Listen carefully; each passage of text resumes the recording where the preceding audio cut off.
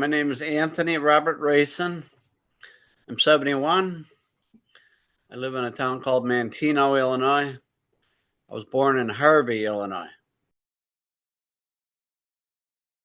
I grew up in Tinley Park, which is a southwest suburb of Chicago. In those days, it was kind of a German town, sort of a farming town. The expressways weren't built yet, but they did have rail service to Chicago, and therefore the name Tinley. The Tinley brothers were railroad men.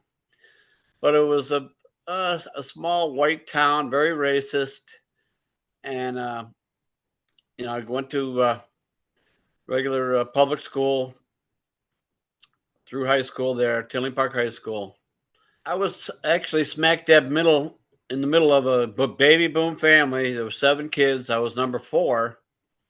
I was actually born on my sister's 7th birthday. She had already had 2 brothers, and so they were unhappy. They had another one, but little did they know they were getting 3 more brothers after me.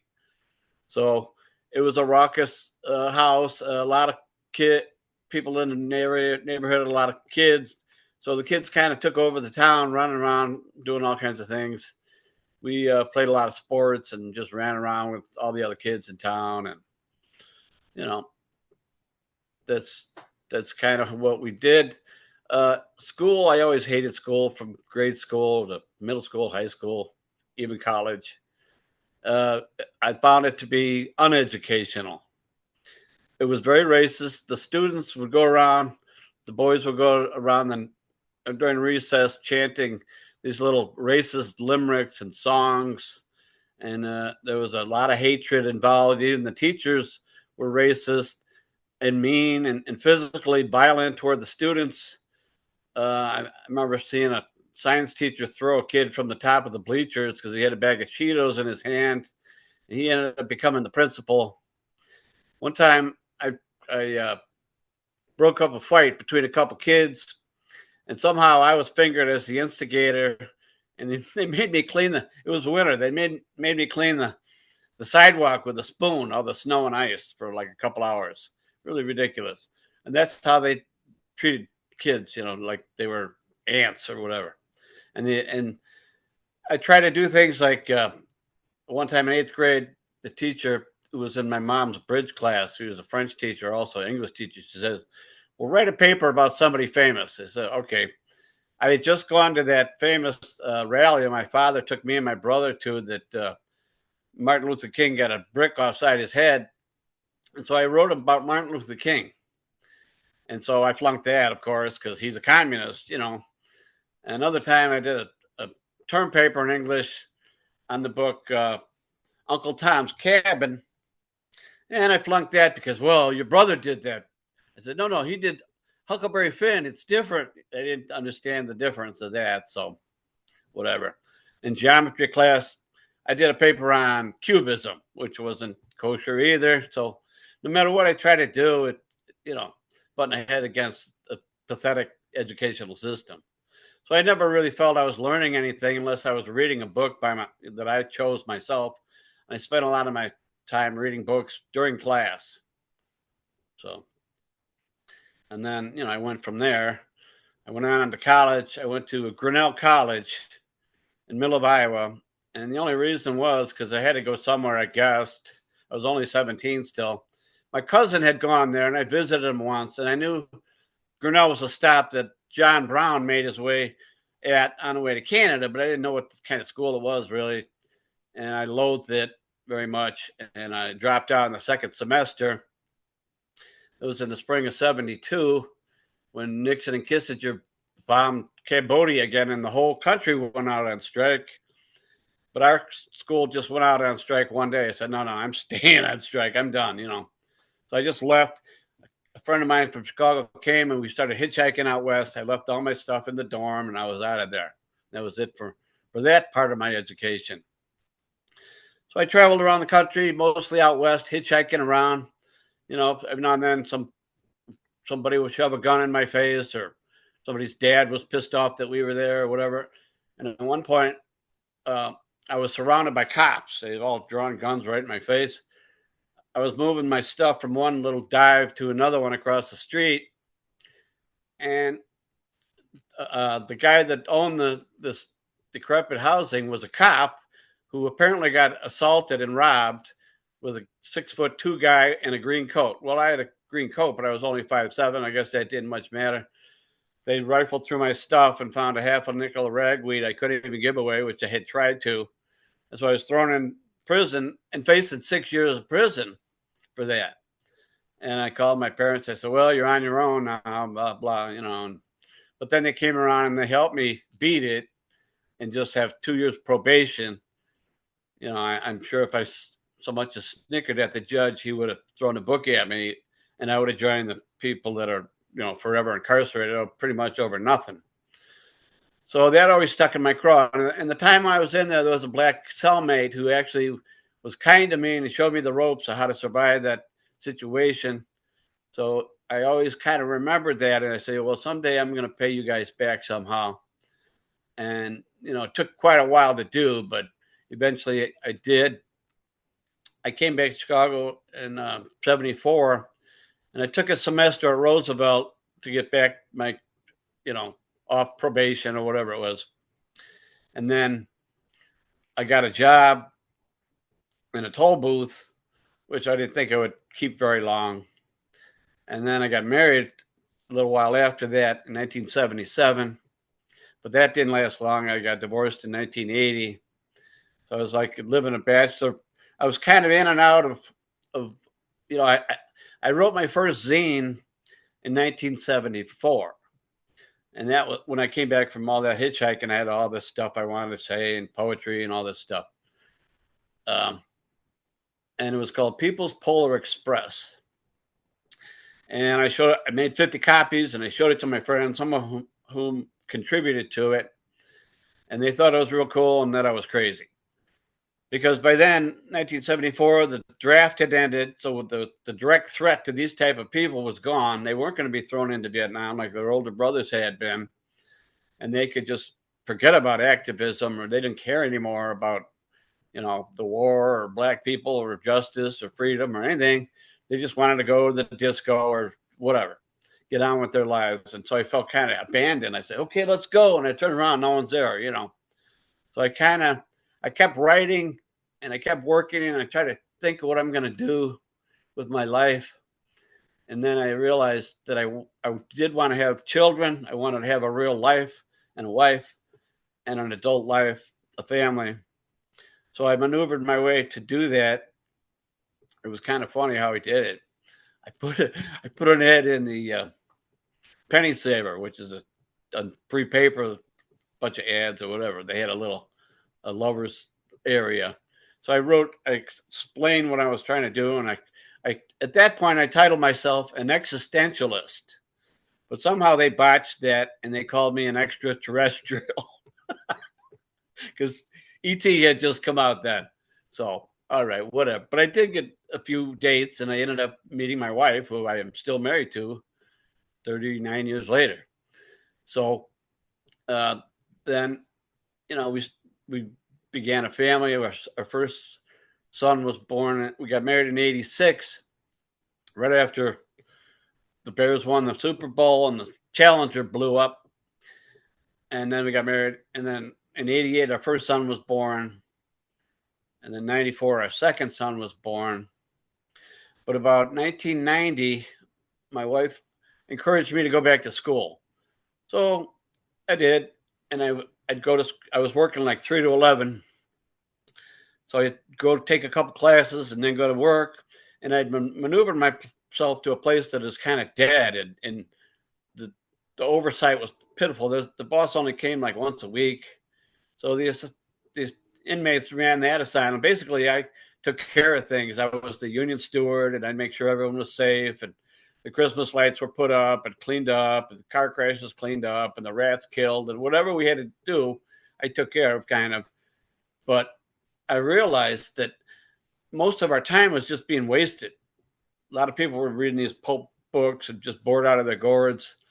So I started to think, you know, my whole thing was I wanted to be a writer and I wanted to collaborate with other writers. But what I wanted to write about, which I really didn't even know yet what it really was, but I didn't think that anyone would pay me to write what I was going to write. We moved to a different house in 1990, and once we moved in, we found out that we were targeted for a gigantic airport that they were trying to build, like 3 times the size of O'Hare. And so I joined the group that was active then, called Rural, which stood for Residents United to Retain Agricultural Land. Okay. And then, but I was going back to school too during that time, and we did some various actions, and it was kind of mild. It didn't heat. The whole struggle for the airport and other things didn't really heat up till later on.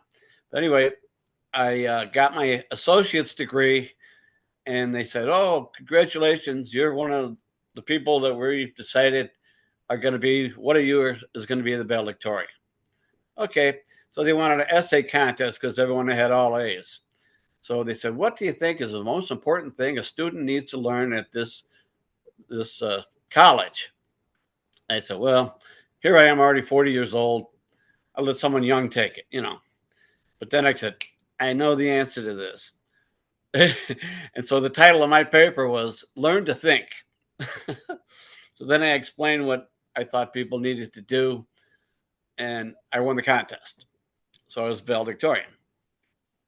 So at the commencement, I sat next to the congressman, Gerald Weller, who later on married the daughter of Rios Montt, the monster of Guatemala, the butcher, slaughter of hundreds of thousands of people there.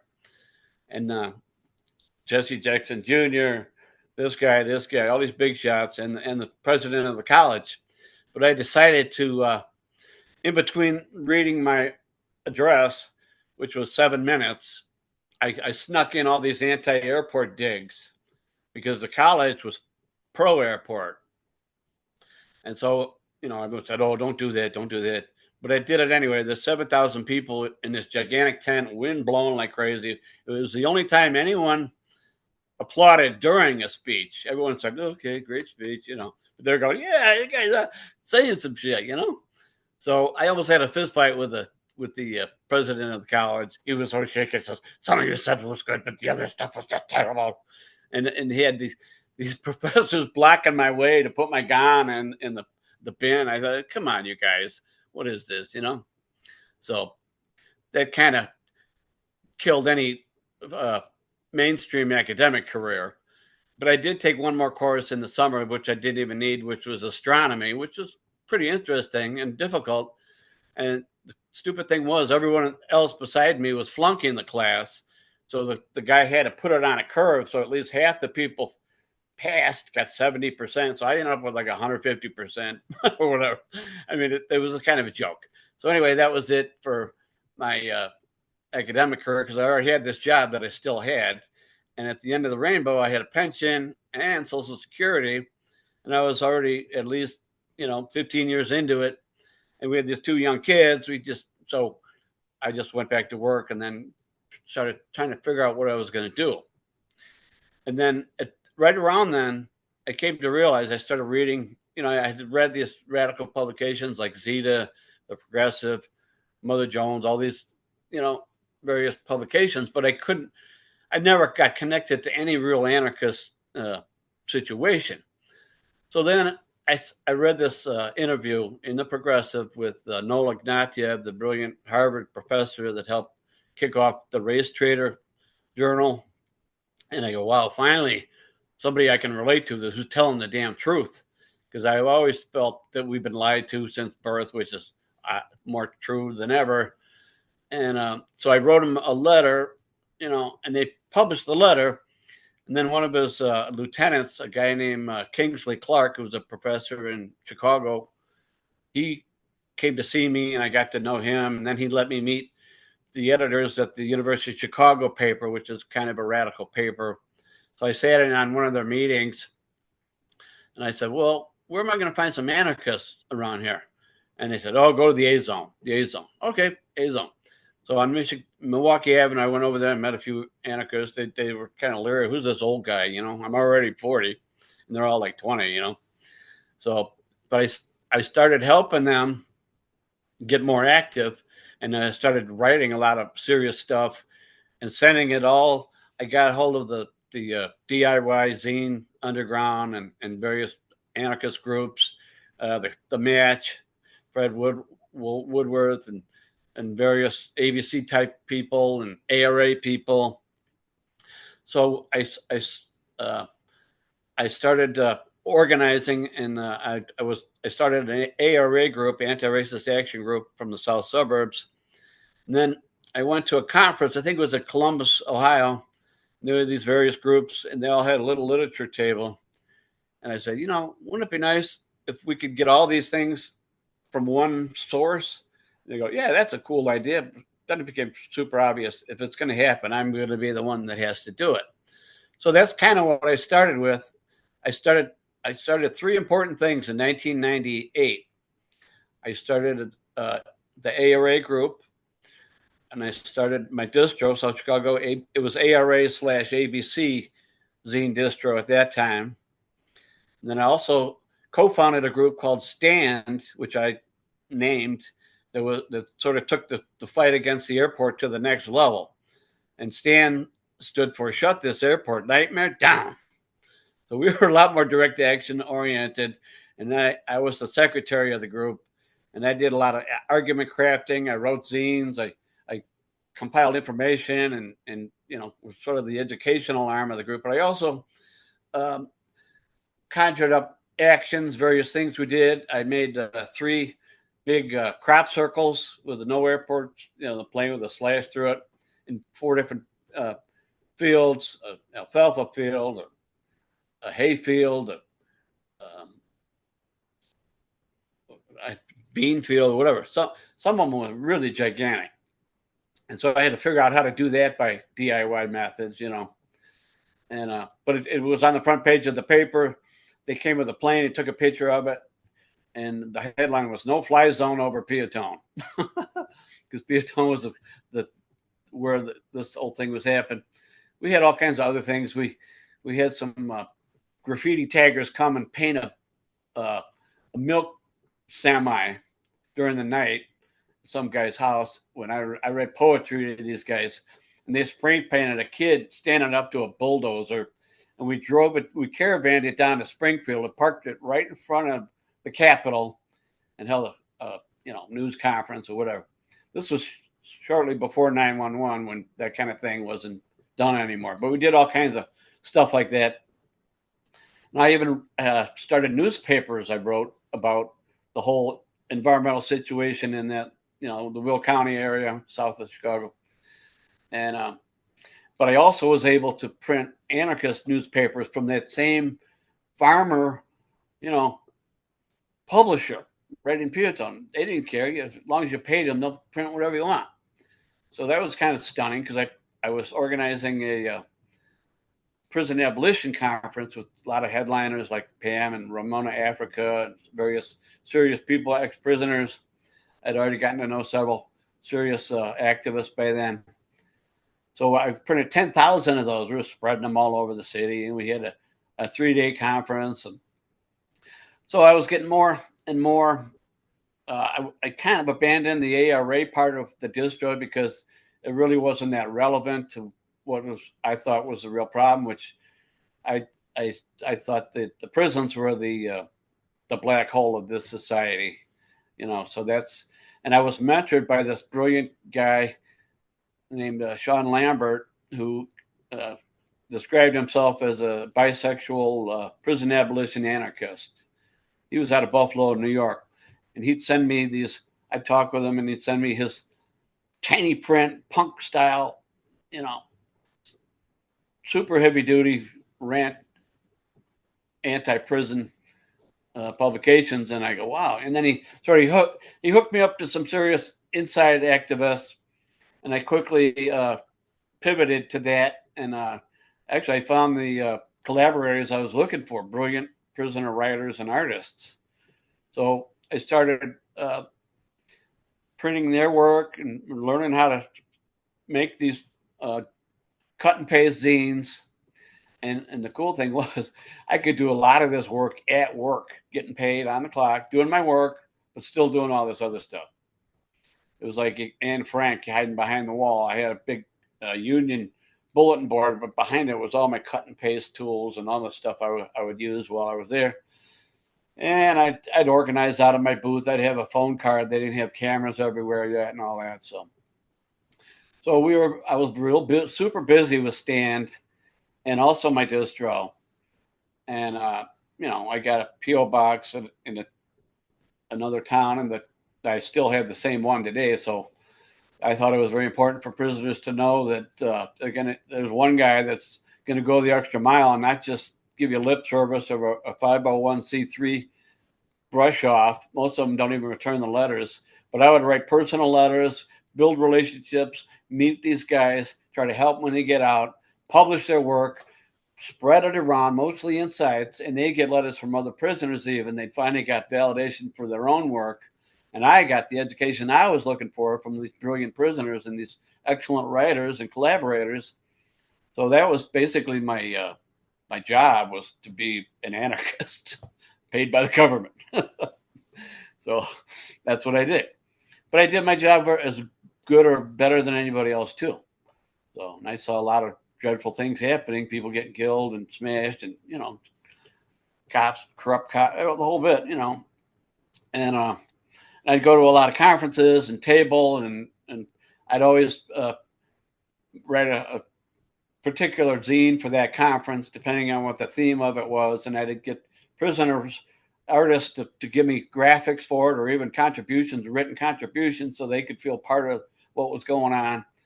And demos, all kinds of demos I was part of. I was part of October 22nd for a number of years. Stop police violence against kids, and which never stopped.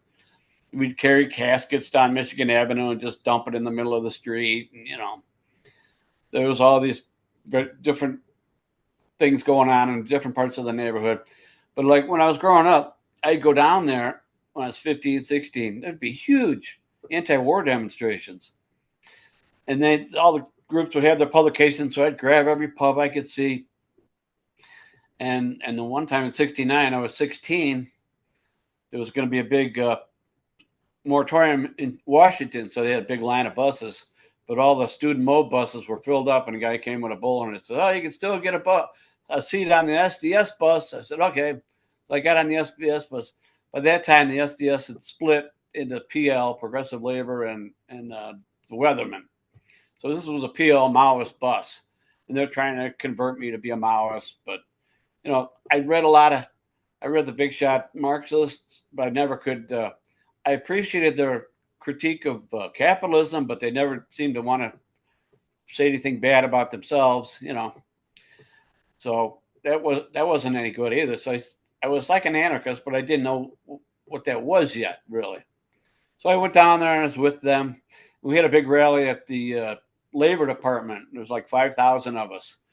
I'm sitting up on it like a lion up on top, and made of marble or something, and we're going strike, strike, strike, strike. And it was thrilling. And then all of a sudden, the yippies come floating by like 10,000 strong on their way to the Justice Department, and I got sucked into it. I couldn't help myself. I was just walking with it. It was so cool to see all these hippies and freaks going political, But then after a few blocks, I turned around and said, "I got to go back, otherwise I won't get a ride home," So I didn't go to the Justice Department, but there was like 500,000 people or whatever. But it was a real calm rally until later on at night, when things started happening. So that was impactful. And I met a couple brothers on a train in Chicago, and they said, "Oh, I know Fred Hampton. You want to meet him?" I go, "Yeah." So I went to the hood with them. We were hanging around, listening to some real cool soul music. And here's a white boy in the hood. What's he doing here, But they were nice to me. They were cool. And then shortly thereafter, he was murdered by the cops. So I never did see him. But I am friendly with his son now. And we're going to do some art shows together in the next few months. So, yeah, and early on, my dad took us up to Milwaukee one time. And there's a guy named Father Grappi, who was like a radical Roman Catholic priest, and Dick Gregory was up there. He's on a 44-day fast, And so we marched through these racist neighborhoods, and these whites are spewing their venom, and everyone's shouting, their Freedom House had burned down the night before, and the people are screaming, "Police did it! Burn down the Freedom House! Police!" And then they took us to a church. They fed us dinner and they gave us T-shirts. I go, man, this is cool, you know. So I could see what some of that action was, and my dad was very involved too. He was a genuine liberal, like unlike the dishwater liberals of today. He'd go down and spring the freedom fighters out of prison. He'd fundraise. He was a lawyer / state representative. He would introduce bills like to decriminalize marijuana and divorce and abortion, which was crazy radical those days. You know, he was the number one advocate for abortion rights in the state for a while, and he was getting death threats and all this stuff. But he'd have these progressive preachers and activists, blacks, come to our house, and they'd meet and they'd organize. And everywhere else there's no blacks anywhere, you know. So I had always felt friendly, even more friendly among black people than white people.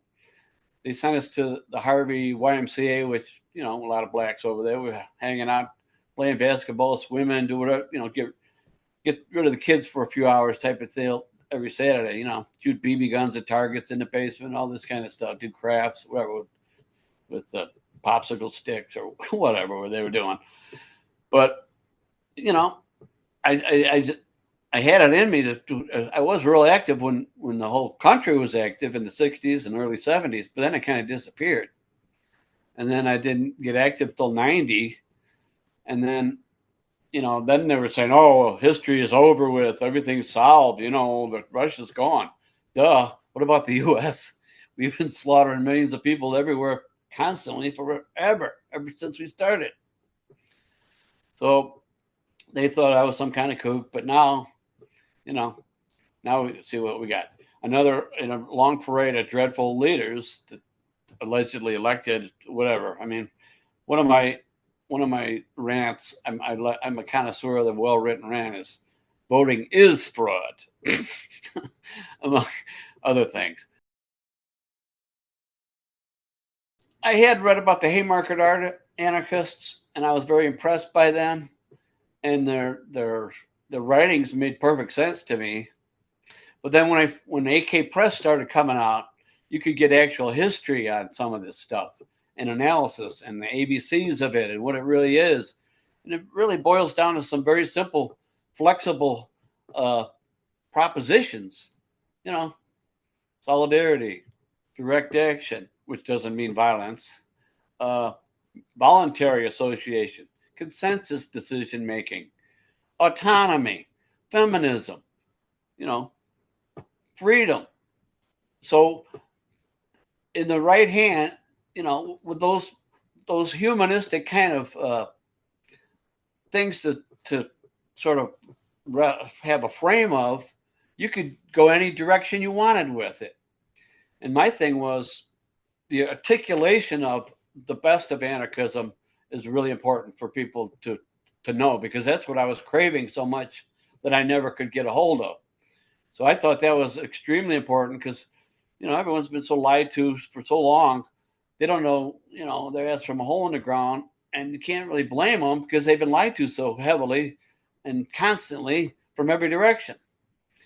So I figured, well, I'm going to create something that's not only free, but clearly, plainly, obviously written with the best of intentions and working directly with prisoners who have their own type of serious, direct way of communicating. You know, they don't obfuscate anything. It was incredible. And so I found out who these other people were, and I met them and I collaborated with them on various writing projects or activist projects. And that's where I really feel that my talents were best utilized as a writer and as an editor and a publisher and a distributor and just, you know, do what I do every day, you know. And it just seems like I feel like I'm Joe Normal. I mean, I'm just a reaction to what has been thrown at me. I'm trying to deal with it in a real way, unlike everyone else who doesn't want to deal with it at all. most everyone else. The few that do, a lot of them had to go through the horror of prison to come to realize that, you know, and some come to this day going in and out. So that's what I really try to do, and I thought was the best way I could express myself. You know, you stand on the shoulder of giants, right? Guys like Emma Goldman and Kropotkin, and the Haymarket anarchists, and I mean, on and on and on you could go. And then you update it to what the situation of today is and the ongoing situation, and you just provide people information. And I did it in a way that I didn't even want any money. I said, hey, I know you guys are poor or this or that. If you want to contribute, send me stamps or essays, poetry or artwork or something like that. Something you could do, you know. So now I'm getting all this tremendous material that I have total say-so on how it's going to be, you know, formatted. But as an editor, I was very lenient. I let them say whatever the hell they want to say, unless it was just an obvious spelling mistake or whatever. I let them write however they wanted to. And the only criteria was, do they have something of value that someone else can learn from? You know, most likely a prisoner. If there was at least some of it, and some of it I didn't agree with, well, okay. You know, it wasn't strictly just anarchist stuff. It was New African or even communist, if it was well done, or, you know, whatever, some religion or something. If they have something to contribute that somebody can learn from, then I threw it in with the rest of them, you know. But I also had my own heavy duty stuff that I would slip in all the time too, and I every year I'd build put together a catalog, you know, with just list the titles, and it ballooned to over like 1,400 titles to this day now.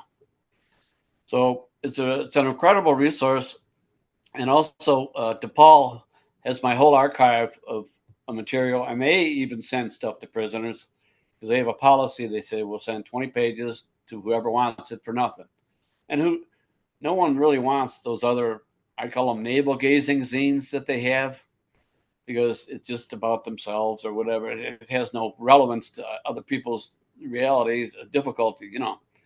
But mine sure as hell does, and so they constantly want zines from them and me, you know, and so that's what I've been doing ever since the late 90s. And to this day, I still do it all the time. So I'm still making new zines. Not at the furious rate I was when I had more energy, but still working with people and doing whatever I can, you know. Plus, I got a family now. Well, I always had for a long time, but we have 2 grandsons now. And so, you know, things are getting more complicated. Brothers are sick or dying, and, you know, relatives, parents, uncles, aunts, you know. So the family burden gets more heavy to do too. So I always had to pace myself and do what I can while I'm doing it. For a while, I could get up in the middle of the night and steal time from the Sandman to do this work because I was still young and vibrant. Now I'm kind of crotchety, you know, but I do still play a lot of tennis, so I'm trying to stay a step or two ahead of the Grim Reaper on that. So, you know, I just kind of astounded that people would believe bald-faced lies, but that they've been basically, I'd say I just refused to swallow the Kool-Aid on all that, you know? Yeah, I think I was a natural anarchist. Now, when I was young, I had 3 paper routes, a morning, an afternoon, and a Sunday. So every day, every single day, I'd get up at 5 o'clock, roll the papers up, take my bike, deliver papers. After school, same thing, roll them up, deliver papers again. Sunday too, every single day. And I read the papers avidly, you know, all the headlines and what was going on in the world or whatever. But I would say Vietnam was the one that hit me the hardest and the longest, because, you know, back in the day, they would show the piles of bodies and these smiling GIs. And I thought that's the most horrible thing you could possibly do, was do that. And, you know, of course, and then the wars after that, they didn't do that anymore. They just hid it all. but they still kept doing the same horrible things constantly, and I'd read about it. My folks had a huge library of books. So I read all kinds of books. I spent a lot of time reading books. My two older brothers were kind of like bullies, and I really didn't like being bullied. And so I made sure I would not be that way to my younger sons, my brothers. I was always nice to them, So it was different, and I kept to myself because I didn't want to hang out with, people that were saying racist crap all the time. I thought that was just horrible, even as a kid. So, but the Vietnam thing, I just could never get over. And even the last year, I was 18 and they gave me a number, it was the last year of the draft. And I said, well, either I'll go to Canada or I'll join the Viet Cong when I get there, I don't know. But I didn't come to that. I was like 180. They went up to 240 or whatever. So I didn't have to worry about that. A guy I co-founded Stan with ended up taking a fishing pole and walking into Canada during that time. So, but it was endless and constant. I mean, the butchery, the training death squads through South America, all over the whole world. You just name countries and continents: Africa or Korea, Vietnam, Southeast Asia, Central America, South America. You know what happened there? Brutality. Hitler loved the history of America. He loved it. He loved reading pulp western about killing all the Indians, and that's where he got his ideas. Eugenics came out of California and Indiana. That's where he started his extermination program with. I mean, and after the war, we took all the best Nazis we could find, and it's been the same ever since they landed in 1619. Basically, they brought slaves with them. So I could never swallow that whole monstrous lie that they endlessly live out and nuclear gun to the head of every man, woman, and child since 45. That's a long time. And they were talking openly about, we're going to have to nuke Korea or Vietnam or China or Russia. It's unbelievably dangerous and horrible. And I could not be any other way, basically, and live with myself. Well, I think its influence is growing. There's a lot of communes and all over the world that are run on basically anarchist principles that no one even knows much about. Some people have made documentaries and videos of it. There's groups all over the world, cells of people. You saw what happened in 2020 when the country erupted over the George Floyd. That was spearheaded by anarchists. They fought for like 30 days and nights in Portland, Oregon alone, or 40 days straight, against the cops every single night. I mean, it's inevitable. I see anarchism as sort of like, well, the various strands of progressive thinking, say, or revolutionary thought, or the positive ones anyway, not the lying ones, which there's plenty of. It's like blood, right? You got A, B, O, negative, positive. I consider anarchism like plasma. If a guy gets blown up by a IED or something that needs a blood transfusion, you can always give him plasma. That's going to keep him alive, keep him going, But if you give him the wrong blood, it might kill him. So everyone can use the plasma that is anarchism. The basic human principles that are in each one of our breasts. Love each other, love your children, try to help the guy, like the little baby trying to give you her food, here, eat this, We're innately good. We've just been, bastardized and corrupted and turned mean like a dog. You treat a dog good, it's a good dog. If you treat him mean, you got a police dog. It's the same thing.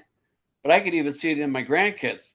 They're getting all this dreadful influence from like Minecraft, where they just kill villagers all the time, or this, and they get a rotten attitude. They don't realize how beneficial it is to you personally to do good for other people.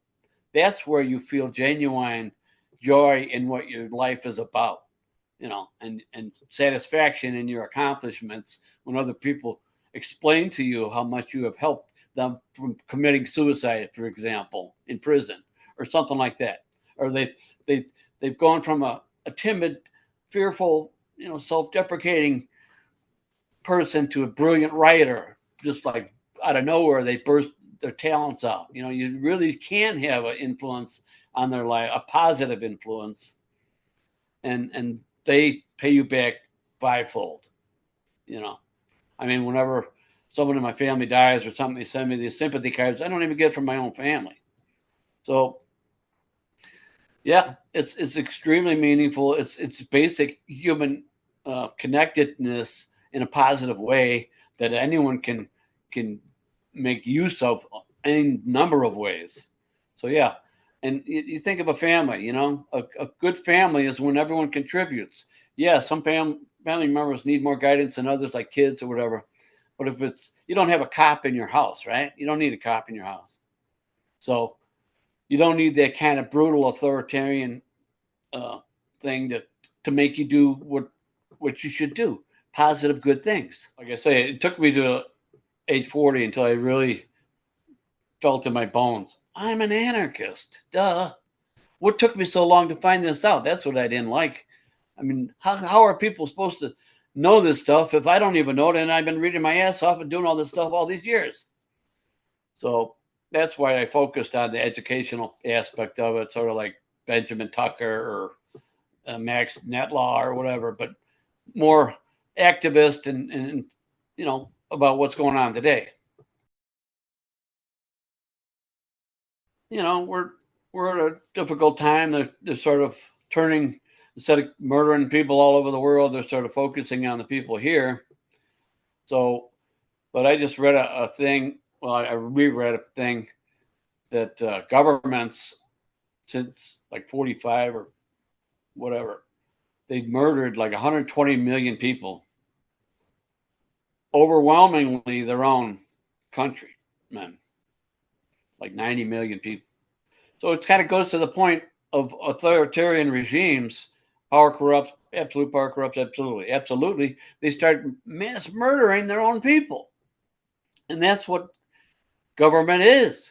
It's super organized crime. There's a piece I wrote called "The Business of Government is the Macro Management of Crime."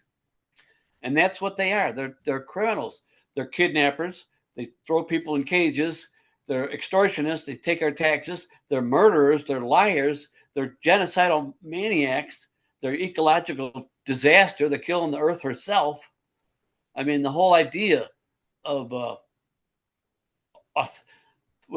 there's a great book by a guy named Larkin Rose. It's called The Most Dangerous Superstition.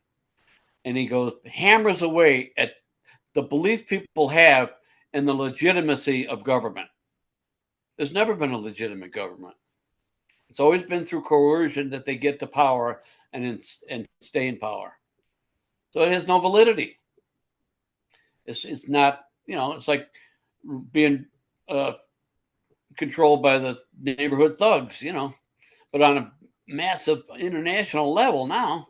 Oh, we got bases all over every damn country in the world almost. Nuclear weapons spread all over the place and all kinds of other creepy things, poisons and whatever. It's just, it's a death sentence unless we do something to stop it, I think.